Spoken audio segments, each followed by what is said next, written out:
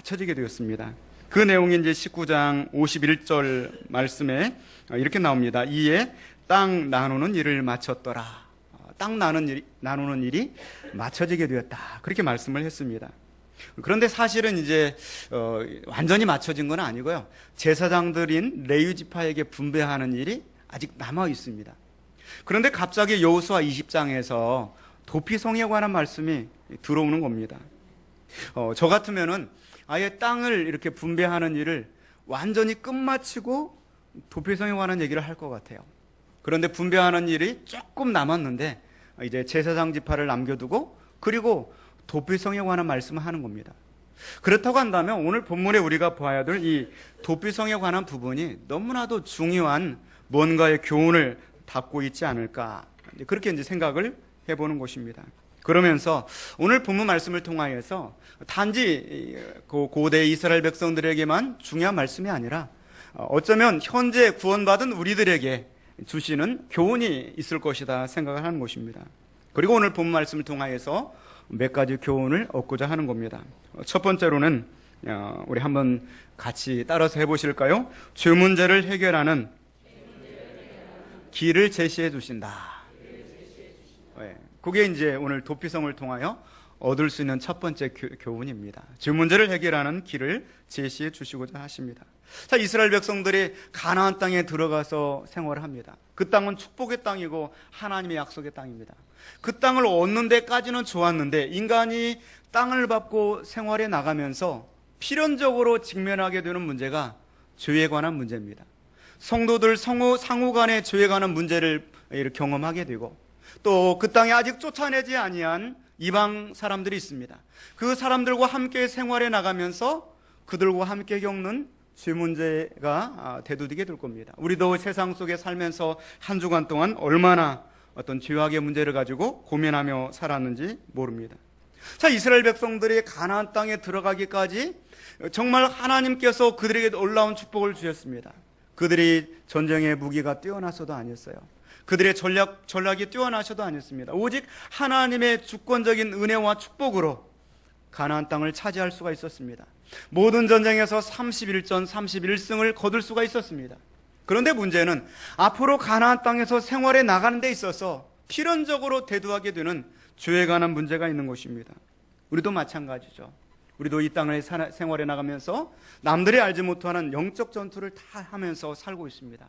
이 세상에 살면서 하나님의 은혜를 덧입어야만 우리가 승리할 수 있겠는데 문제는 하나님의 은혜가 우리 가운데 충만하게 임재하지 못하게 하는 요인이 있다는 것이죠.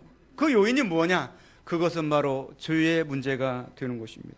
그래서 그 죄 문제를 반드시 해결해야만 하나님의 축복을 받을 수 있기 때문에 오늘 도피성에 관한 말씀을 여호수아 20장에서 말씀하고 있는 것입니다. 요즘 얼마나 더운지 모릅니다. 그 열대야로 인하여서 우리가 정말 저녁마다 고생을 하고 있습니다. 그리고 이제 새벽 예배를 드리는데도 밤새 이 지붕이 계속 가열되어 있는 상태에 있기 때문에 굉장히 덥습니다. 가급적이면 새벽에 에어컨을 틀지 않으려고 하는데 너무나 더울 때는 에어컨을 이제 틀게 되고 하게 됩니다. 오늘 이번 주 중에 새벽에 아침에 나와서 기도를 하는데 너무 더워요. 성도님들은 얼마나 더울까. 그래서 리모컨이 여기 위에 리모컨 하나가 있거든요. 이거를 살짝 끄집어 내려서 아래에서 시원하게 해드리려고 리모컨 조절을 하는데 안 되는 거예요. 이상하다. 왜 안 될까 하고 봤더니 이 피아노가 가운데 탁 가로막혀 있으니까 이 리모컨 이 센서가 잡히질 않아요. TV 같은 경우에는 바로 이렇게 전파가 들어가서 잡히는데 피아노를 치우라는 얘기가 아니라 그래서 얻게 된 그 교훈이 그렇구나. 가운데 뭔가 가로막혀 있으면은 아무리 시원한 에어컨이 뒤에 있어도 가동될 수가 없는 거죠. 아무리 시원하신 하나님이 아무리 큰 은혜를 우리에게 예비하고 있을지라도 하나님과 나 사이에 무언가 가로막혀 있는 장벽이 있다고 한다면 그 장벽 때문에 하나님의 더 크고 놀라우신 은혜를 경험할 수 없다는 것입니다. 그래서 그 죄의 문제를 해결하는 것이 너무나도 선결적이고 중요한 문제라는 것입니다. 그래서 이 도피성의 문제는 바로 죄 문제를 해결하는 방법이 되는 것입니다. 이 도피성이라고 하는 그 말 그대로 피하는 성읍입니다. 도망가야 될 성읍입니다. 어떤 분이 그런 얘기를 해요. 이 요즘 북한에서 이렇게 좀 분위기를 이렇게 고조시키고 또 이렇게 긴장 관계로 남북 관계를 끌어가고 있는데, 만약에 이 북한의 미사일 공격이 일어나게 되면 어디로 피해야 돼요? 그래서 교회로 피하십시오 그랬습니다. 천마산이 가로막혀 있고, 그래서 천의 요새가 된다. 이 도피성이라고 하는 것은 피하는 장소입니다. 어디로 피해야 됩니까? 어디로 피해야 됩니까? 그런 겁니다. 그런데 오늘 본문 말씀에 이 피하는 사람들 같은 경우는 부지 중에 살인한 사람들을 위해서 도피성을 예비하라, 그렇게 말씀하고 있습니다. 오늘 2절 3절 말씀이죠. 한번 같이 보겠습니다. 이스라엘 자손에게 말하여 이르기를 내가 모세를 통하여 너에게 말한 도피성들을 너희를 위하여 정하여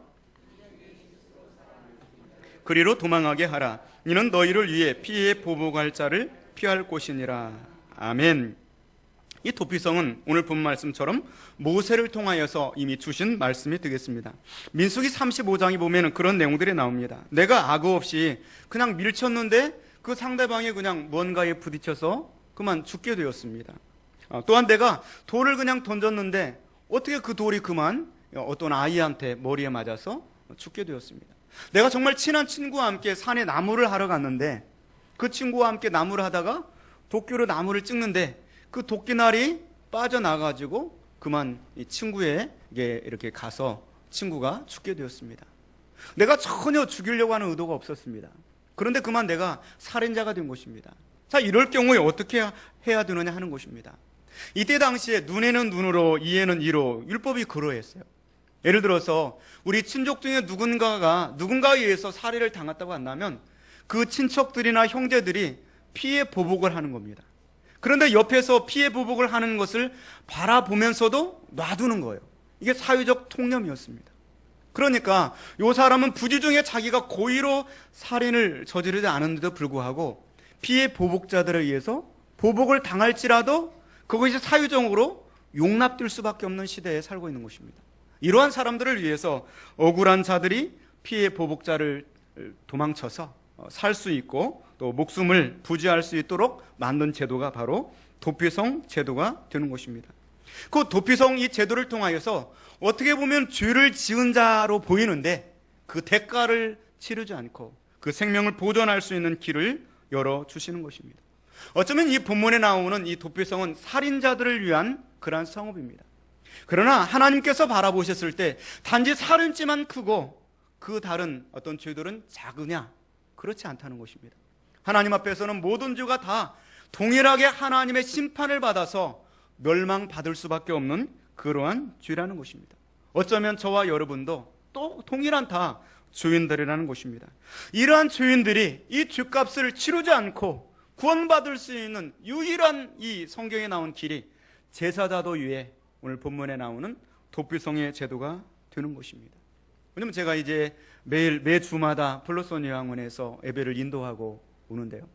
이 플러스원 요양원 예배를 길게 드릴 수가 없어요. 왜냐하면 노인들이 치매 노인 90세, 100세 근처에 가신 분도 계시고 또 그 중에 뭐 몇 분들은 몸을 가눌 수가 없어서 이 천으로 의자에다가 휠체어에다가 몸을 고정하고 그리고 끌려와서 겨우 예배를 드리고 이렇게 갑니다. 그러다 보니까 예배 시간 한 25분 정도 예배를 드리고 그리고 옵니다. 손을 일일이 다 잡아드리고 그리고 옵니다. 그런데 이제 예배 시간에 찬송을 한 장을 드려요. 찬송을 2장, 3장을 할 수가 없어요. 한 장을 드리는데 이 찬송가 전체 중에서 단 한 찬송을 고른다면 무엇을 불러야 될 것인가? 그래서 선택한 찬송이 찬송가 252장을 선택한 겁니다. 나의 죄를 씻기는 예수님의 피밖에 없습니다. 나를 정케 하시는 예수님의 피밖에 없습니다. 영원토록 내 할 말 평안함과 소망은 예수님의 피밖에 없습니다. 그 죄를 지은 자가 정말 그 죄값을 치르지 않으면서 구원받을 수 있는 유일한 방법이 없을까? 하나님께서 그 길을 위해서 예비해 주신 것이 바로 도피성 제도라는 것입니다. 여러분, 우리는 누구나 다 죄인입니다. 지금 현대가 다 어떤 이 죄가 더 많아지고 옛날에는 죄가 없었던 것이 아니라 인간이 아담 이후로 타락한 이후로 모든 인간은 다 죄인입니다. 하나님의 영광에 이르지 못합니다. 하나님의 형벌과 하나님의 심판을 받아야 마땅합니다.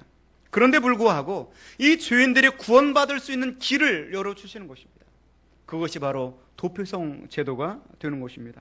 죄를 지은 자가 어떤 죄를 지었을지라도 어쩌면 그 죄 때문에 멸망당해야 마땅한데 그 멸망당하여 마땅할 그 사람들이 구원받을 수 있는 길을 열어주신 것입니다.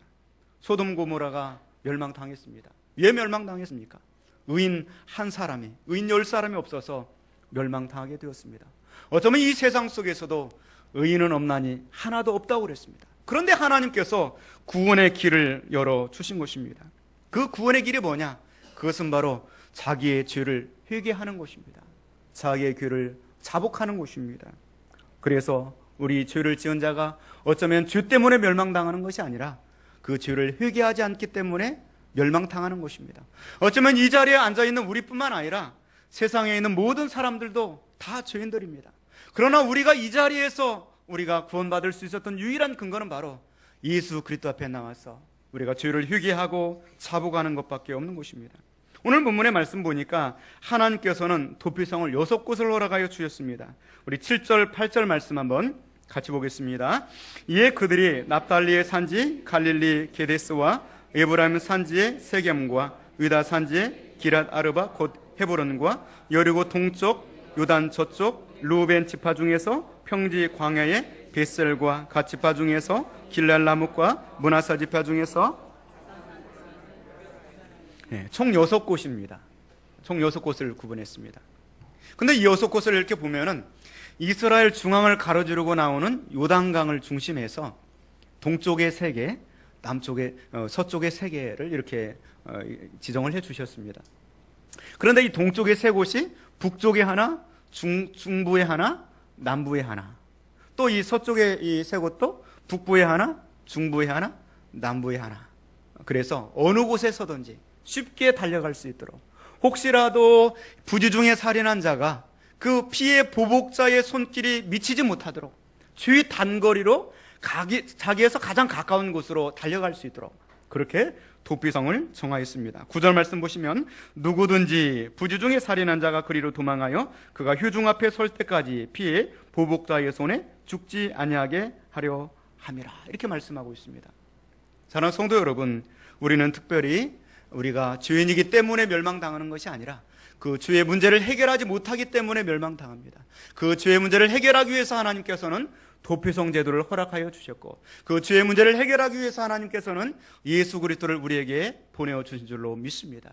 우리가 죄를 범할 때마다 사탄 마귀는 우리를 참수합니다. 우리 양심을 찌릅니다. 너는 죄인이다. 그 죄값을 치러야 마땅하다고 우리를 참수하고 있습니다. 그럴 때마다 여러분은 가장 가까운 거리에 있는 바로 예수 그리스도로 달려나갈 수 있기를 주님의 이름으로 축원을 드립니다. 우리가 세상을 살면서 얼마나 범죄할 가능성을 많이 가지고 살고 있는지 모릅니다. 전적 타락한 존재에서 죄를 짓지 않을 가능성이 도리어 없습니다. 우리는 늘 범죄하며 살아가고 있습니다. 그럴 때마다 사탄은 우리를 향하여서 참수하고 고소합니다. 그럴 때마다 우리는 예수 그리스도께 나아가서 여러분의 죄를 자복하고 회개할 수 있기를 주님의 이름으로 축원을 드립니다. 남자분들 같은 경우에는 직장 생활을 하고 또 사업을 하시다 보면은 내가 원치 않게 또 술자리를 하게 됩니다. 그러면서 정말 나는 그래도 교회 집사인데, 나는 교회 안수 집사인데, 권사인데, 그러면서 그 자리를 피해야 되는데 속으로 생각하는 거죠. 내가 뭐 그렇게 믿음이 대단한 사람도 아닌데 이 교회 직분을 내세워서 이 자리를 피하는 것이 마땅한가? 그리고 이제 동석을 하게 됩니다. 또 동석을 하게 되면은 나도 모르게 술잔이 넘어와요. 내가 또 그렇게 뭐 대단한 믿음 생활 하는 사람도 아닌데 내가 괜히 술잔을 안 받아서 분위기를 또 깰 필요가 있을까? 그러면서 나도 모르게 동화가 되어가는 거죠.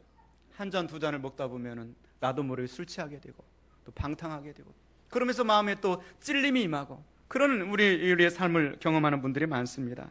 그럴 때마다 여러분 속에 있는 그 더러운 쓰레기들, 또 죄악된 요소들을 제거하시면서 예수 그리스도로 달려나올 수 있기를 주님의 이름으로 축원을 드립니다.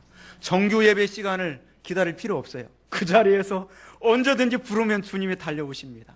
예수님을 찾고 여러분의 죄를 회개하고 깨끗게 하시기를 주님의 이름으로 축원을 드립니다. 자, 오늘 본문 말씀에 그 성읍으로 달려가라 말합니다. 도피성으로 달려가라. 도피성으로 달려가는 자가 꼭 한 가지 해야 될 것이 있어요. 오늘 본문의 말씀 쭉 올라가셔서 4절 말씀입니다. 4절 같이 보겠습니다. 이 성읍들 중에 하나에 도피하는 자는 그 성읍에 들어가는 문 어귀에 서서 그들은 그를 성읍에 받아들여 한 곳을 주어 자기들 중에 거주하게 하고. 아멘.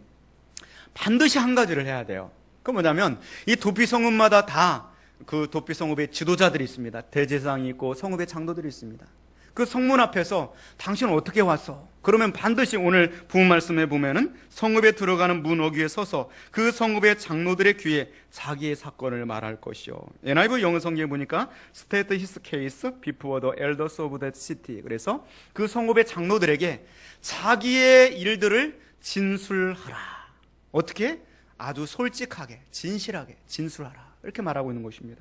그 성읍의 장로들에게 자기의 일들을 솔직하게 진술하는 것이 반드시 필요한 것입니다. 우리가 하나님의 은혜를 경험하고 하나님과 나와 막혀있는 그 죄의 문제를 해결하려면 반드시 회개를 해야 되는데요, 이 회개를 하는 데서 반드시 필요한 것이 무엇이냐? 그것은 바로 자신의 죄를 진술하는 것입니다. 자기의 모든 죄를 솔직하게 고백하는 것입니다. 그 고백이 필요한 것입니다.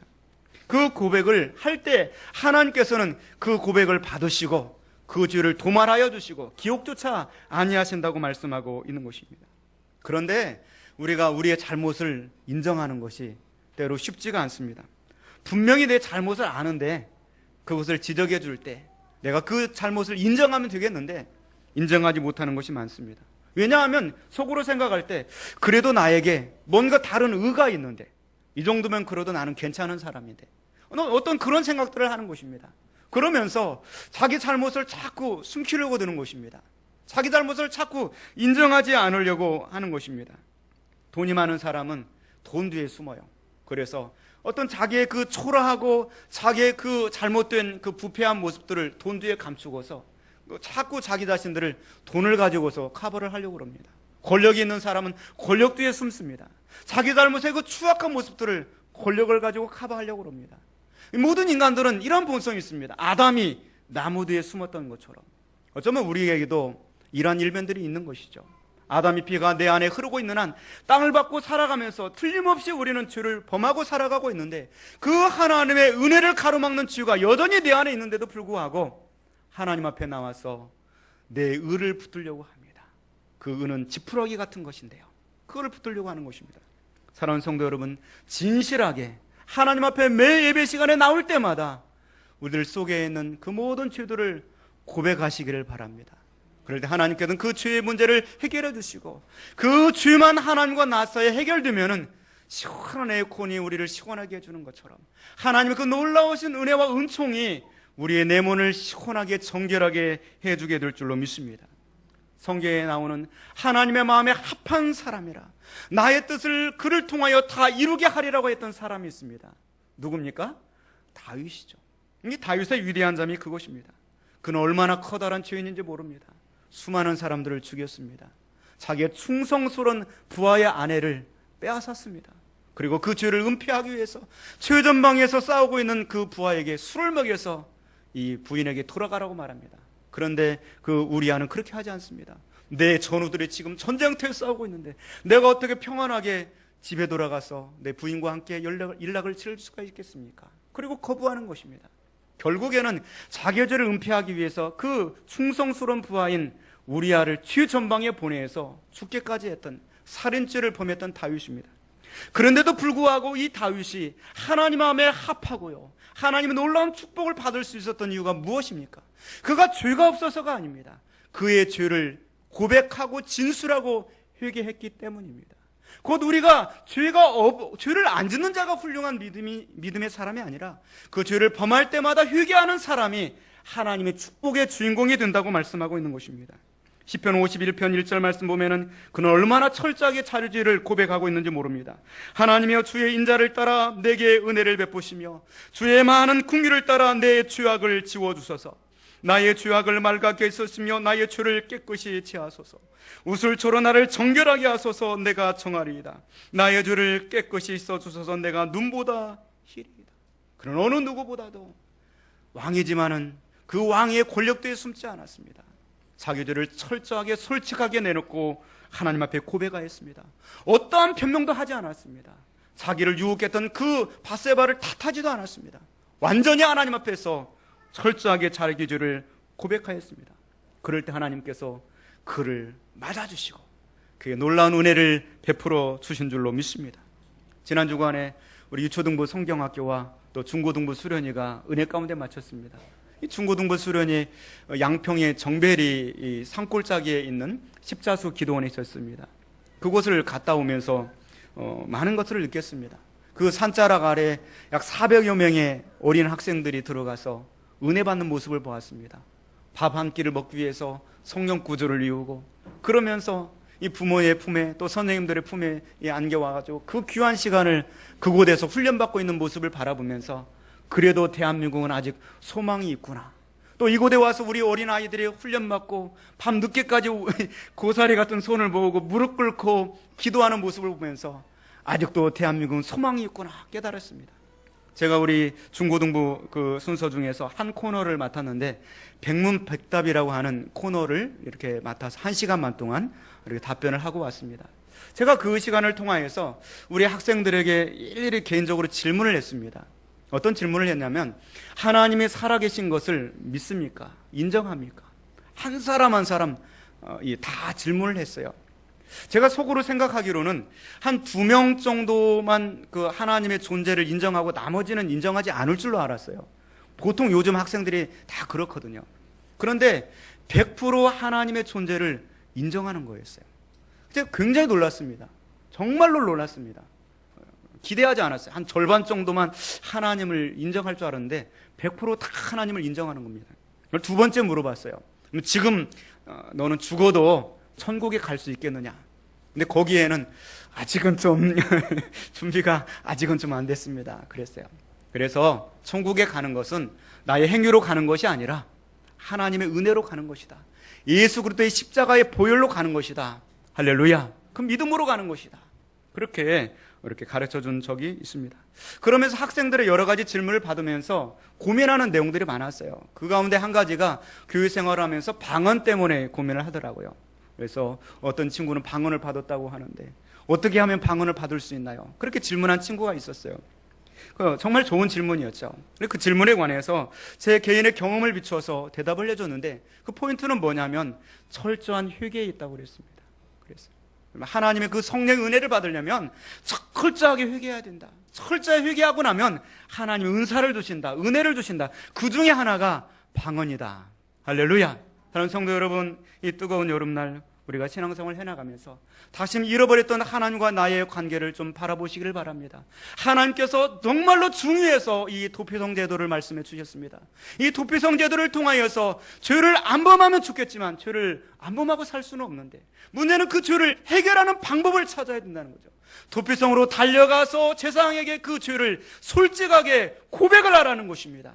그러면 그 죄를 용서해주고 하나님의 은혜를 베풀어 주신데 다윗과 같은 그러한 사람도 하나님의 은혜를 받게 된다는 것이죠. 우리가 하나님 앞에 내 죄를 철저하게 진실하게 고백할 때 하나님 우리 죄를 도말해 주시고 다시 우리 가운데 은혜와 축복을 허락하여 주실 줄로 믿습니다. 이 도피성 제도가 무엇이냐? 신학의 예수 그리스도로 세우는 참된 도피성이 되시는 예수님을 상징한다는 것입니다. 바로 이 도피성 제도는 하나님이 세우신 구약의 구원 제도입니다. 어쩌면 이 도피성에는 부주 중에 실수하여서 살인은 자만을 위하여서 세운 장소입니다. 그러나 예수 그리스도께서는 자기가 의도적으로 살인하고 죄를 범한 자들조차도 구원하시는 참된 도피성이 되시는 것입니다. 내가 알지 못하게 범한 죄도 있고 내가 알면서도 범한 죄가 있습니다. 그 모든 죄를 깨끗이 해결할 수 있는 유일한 도피성은 바로 예수 그리스도밖에 없는 줄로 믿습니다. 십자가에 높이 달리사 저와 여러분의 모든 죄를 위하여서 십자가에서 돌아가신 그 예수 그리스도를 바라보고 그의 품에 달려가는 자마다 그의 모든 죄를 도말해 주시고 그에게 축복을 베풀어 주신다고 말씀하고 있는 것입니다. 도피성 안에 있을 때만 보호를 받는 것처럼 예수 그리스도 안에 있을 때만 우리가 보호받게 될 줄로 믿습니다.